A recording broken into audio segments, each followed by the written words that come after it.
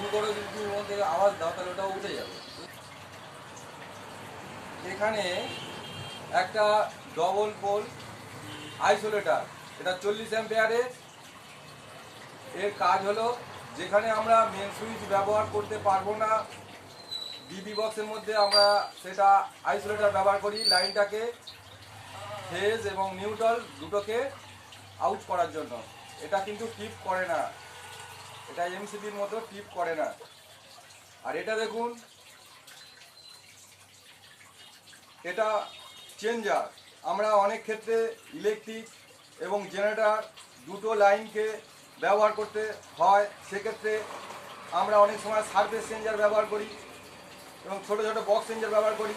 এটা হচ্ছে এমসিবি মডেলের যে চেঞ্জার ডবল পোলের। দেখুন এখানে লিড আছে দুটো ইন, সেই ইলেকট্রিক বা জেনারেটর দিতে পারেন, এখানেও দুটো দিতে পারেন। দিলে এর আউটপুট এখান থেকে আউটপুট হবে, উপর থেকে আউটপুট বেরোবে।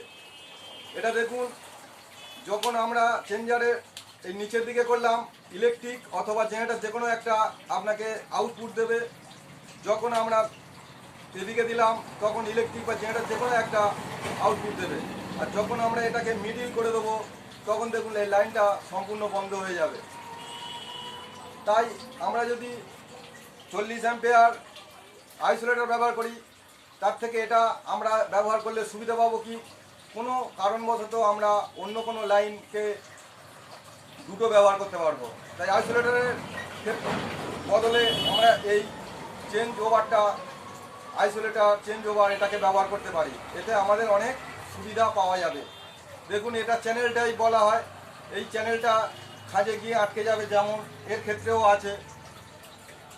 যে কোনো এমসিবি ডিবি বক্সের মধ্যে আমরা এইগুলোকে ব্যবহার করতে সুবিধে পাবো আমরা। তাহলে এটা আইসোলেটর, কিন্তু এটা আইসোলেটর, এটা চেঞ্জ ওভার আইসোলেটর।